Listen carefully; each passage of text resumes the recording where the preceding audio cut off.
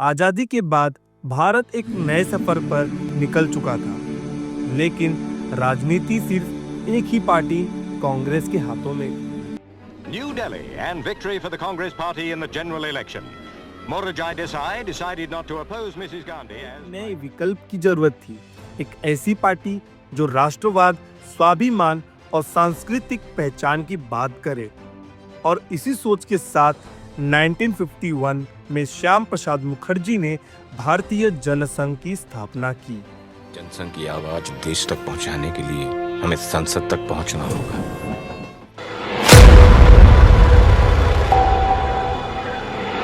जनसंघ का जन्म 1951 में हुआ। श्याम प्रसाद मुखर्जी ने कांग्रेस के विकल्प के रूप में जनसंघ की शुरुआत की।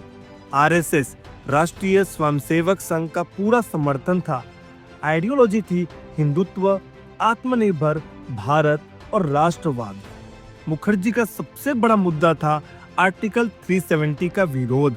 अखिल भारतीय जनसंघ एवं ये पूरा देश धारा 370 का विरोध करता है।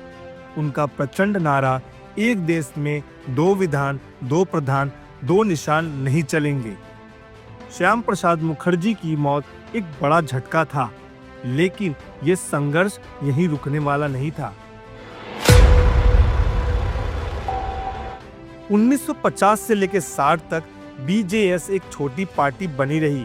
दीनदयाल उपाध्याय ने नए विचार दिए, इंटीग्रल ह्यूमैनिज्म। आरएसएस और संघ परिवार का सहारा लेके पार्टी आगे बढ़ने लगी। 1971 इंदिरा गांधी का शक्तिशाली रूप। इंदिरा गांधी ने 1975 में इमरजेंसी लगाई, जिसमें बीजेएस के नेता जेल में डाल दिए गए। भारतीय जनसंघ कांग्रेस के विरोध का सबसे बड़ा चेहरा बना। 1977 का इलेक्शन, सभी विरोधी पार्टीज ने मिलकर जनता पार्टी बनाई और इंदिरा गांधी को हरा दिया। बीजेपी के सपनों का पहला अध्याय सफल हो गया था, लेकिन असली कहानी तो अब शुरू होने वाली थी। 1977 में जनता पार्टी जीती, लेकिन अंदर के विरोध और आरएसएस के साथ तनाव के कारण तोड़ गया।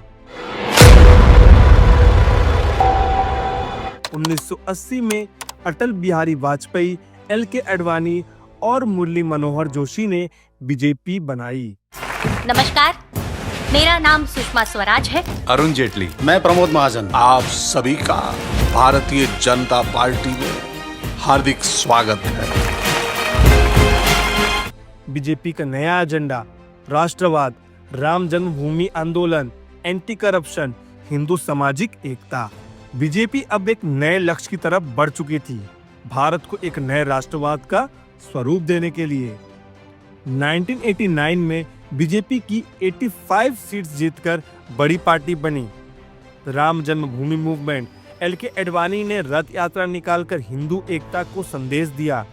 1992 में बाबरी मस्जिद गिरा दी गई, जो एक बड़ा पॉलिटिकल मोमेंट बन गया। अदालत का फैसला क्यों नहीं मानते? अदालत क्या इस बात का फैसला करेगी कि यहाँ पर राम का जन्म हुआ था कि नहीं हुआ था? आपसे तो इतनी आशा है, बीच में मत पड़ो, रास्ते में मत आओ, क्योंकि ये जो रथ है, लोक रथ है, जनता का रथ है, जो सोमनाथ से चला है और जिसने मन में संकल्प किया हुआ है कि 30 अक्टूबर को वहां पर पहुंच करके कार सेवा करेंगे और मंदिर वहीं बनाएंगे, उसको कौन रोकेगा? इस वजह से बीजेपी पे बैन्स लगे, लेकिन हिंदुत्व की सोच और भी मजबूत हो गई। 1990 का दौर बीजेपी के लिए एक बड़ा उड़ान का था और एक नए नेता अब आगे बढ़ रहे थे, नरेंद्र मोदी। 1998 में अटल बिहारी वाजपेयी पीएम बने। भारत एक न्यूक्लियर शक्ति बन गया। भारत की सेना ने पाकिस्तान को हरा दिया। गोल्डन क्वाड्रिलेटरल हाईवे प्रोजेक्ट बना। कांग्रेस वापस आई 2004 में, लेकिन बीजेपी अब भी मजबूत थी। 2002 का गुजरात राइट्स, गुजरात सीएम नरेंद्र मोदी एक मजबूत हिंदू लीडर बनकर उभरे। बीजेपी को एक नए नेता की जरूरत थी और मोदी जी का सफर अब नेशनल पॉलिटिक्स में शुरू हो चुका था। 2014 बीजेपी ने रिकॉर्ड तोड़ जीत हासिल की और नरेंद्र मोदी पीएम बने। उनका मेन लक्ष्य था स्वच्छ भारत अभियान, make in India, digital India, article 370 removal, Ram मंदिर का निर्माण। फिर उसके बाद 2019 इलेक्शन में भी और भी बड़ी जीत मिली। 2024 में फिर से मोदी जी ने सफलता हासिल की। एक सपना जो 1951 में शुरू हुआ था, आज बीजेपी दुनिया की सबसे बड़ी पॉलिटिकल पार्टी बन चुकी है। क्या बीजेपी 2047 तक भारत को विकसित राष्ट्र बना पाएगी? क्या नए नेता जैसे योगी, अमित शाह बीजेपी का अगला नेतृत्व संभाल पाएंगे? एक नया दौर शुरू हो चुका है, पर सवाल यही है, बीजेपी क्या भारत को नए ऊंचाइयों तक ले जाएगी? बीजेपी एक संघर्ष का नाम है, एक सपने का नाम है, जो आज एक नई पहचान बन चुका है।